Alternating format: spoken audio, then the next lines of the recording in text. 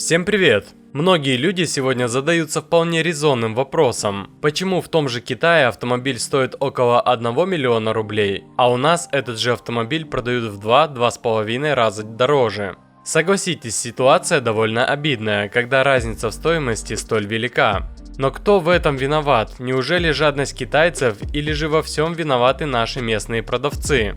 На самом деле, столь большая разница достигается в большей мере из-за грабительских сборов нашего государства. Иначе это просто никак больше не назвать. Ведь чего стоит только одна таможенная пошлина, размер которой 48% от стоимости автомобиля. Вот только представьте, в Китае автомобиль стоит 1 миллион рублей, а после уплаты таможенной пошлины в нашей стране, его цена сразу же возрастает на 480 тысяч рублей. Но и это еще не все, так как помимо грабительской таможенной пошлины в нашей стране придумали и не менее грабительский утилизационный сбор. Изначально утилизационный сбор был введен нашим государством для благих целей, так как размер уплаты этого налога напрямую зависит от степени локализации автомобилей. Чем выше уровень локализации иностранных автомобилей, тем ниже будет и утилизационный сбор. И поэтому иностранных производителей, которые выпускали свои автомобили в нашей стране, стимулировали повышать степень локализации. А это позволило задействовать цепочки производства отечественных производителей, тем самым деньги не уходят из страны за рубеж, а остаются у нас.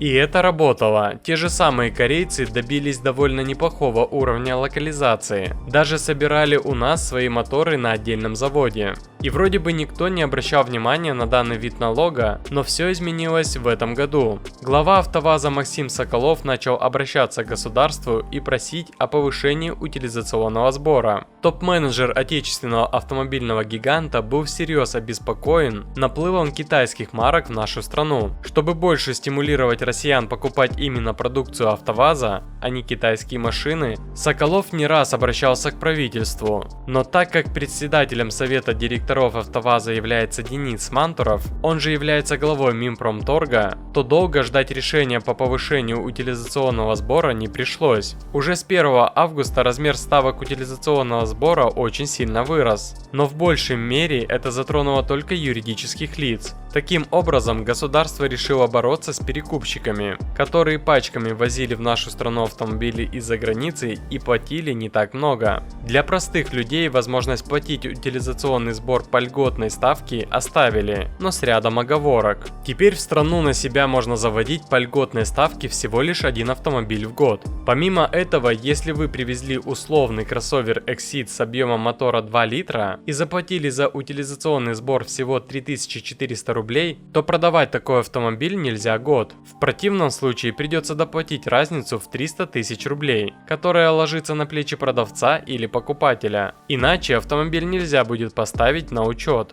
И все бы ничего, но новые автомобили тут же отреагировали на это повышение. Так завод Москвич поднял стоимость своего так называемого бюджетного кроссовера Москвич 3 на эти самые 300 тысяч. В свою очередь АвтоВАЗ заявил, что повышать цены на свои автомобили они не будут, так как все модели Лада имеют минимальный необходимый уровень локализации, чтобы полностью освобождаться от уплаты утилизационного сбора. Правда, на днях АвтоВАЗ все-таки переписал стоимость своего модельного ряда. Машины подорожали в среднем на 200 тысяч рублей. С чем конкретно связаны такие изменения в ценах, АвтоВАЗ посчитал не сообщать, но думаю, всем все понятно. Просто на фоне повышения цен на китайские автомобили, почему бы не поднять цены и на отечественные? Ведь сегодня спрос на автомобили Лада колоссальный, несмотря на стоимость самих автомобилей и на размер ключевой ставки и высоких процентов по кредитам.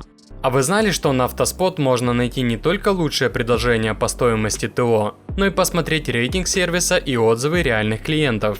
Поэтому, если вам нужно пройти ТО, сделать диагностику или ремонт автомобиля, как у официальных дилеров, так и в независимых проверенных автосервисах, то вам на автоспот.ру. Ссылку на секретные акции, скидки и спецпредложения я оставил в описании, пользуйтесь. Там же вы найдете лучшие предложения на новые автомобили. В конце прошлого месяца были внесены очередные изменения в механизм уплаты утилизационного сбора. И многие владельцы автомобилей, которые были завезены на территорию нашей страны и стран Евразийского экономического союза, столкнулись с проблемой. С владельцев начали требовать заплатить утилизационный сбор в размере от 306 тысяч рублей и до 1 миллиона. А все из-за того, что Минпромторг решил уточнить порядок определения автомобилей для личного пользования. Согласно новому определению автомобиля для личного пользования, в постановлении появится пункт о том, что автомобиль должен быть растаможен по пассажирской таможенной декларации. Согласно этому новому пункту, автомобиль из-за границы должен быть ввезен напрямую в Россию или Беларусь. А вот если автомобиль был ввезен в Казахстан или Кыргызстан, то это уже не подходит, так как в этих странах автомобили не таможат по пассажирской декларации, и для нее применяется таможенная ставка 48%,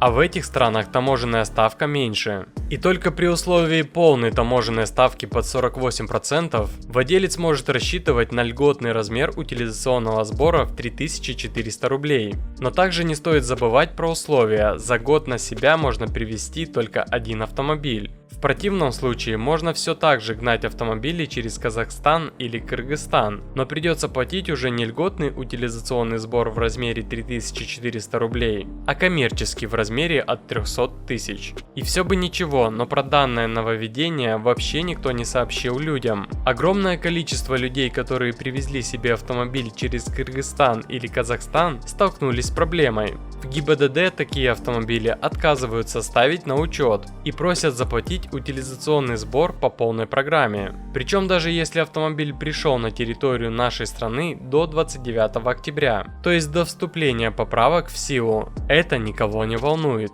Но почему все опять поменяли для простых людей? А все из-за АвтоВАЗа и недобросовестных продавцов, которые продавали автомобили из-за границы. Они нашли способ, как обходить законы и не платить утилизационный сбор по полной программе. Соответственно, государственный бюджет недополучил большую часть средств. На фоне таких махинаций Минпромторг психанул и решил закрыть льготный утиль вообще для всех.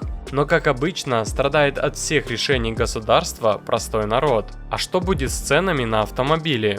Автомобили, которые привозили к нам по серым схемам, то есть по официальному параллельному импорту, подорожают минимум на 300 тысяч рублей. А вот новые автомобили подорожают на эти 300 тысяч рублей или даже больше. А как считаете вы, почему у нас до сих пор не построено ни одного завода для утилизации автомобилей? Пишите в комментариях.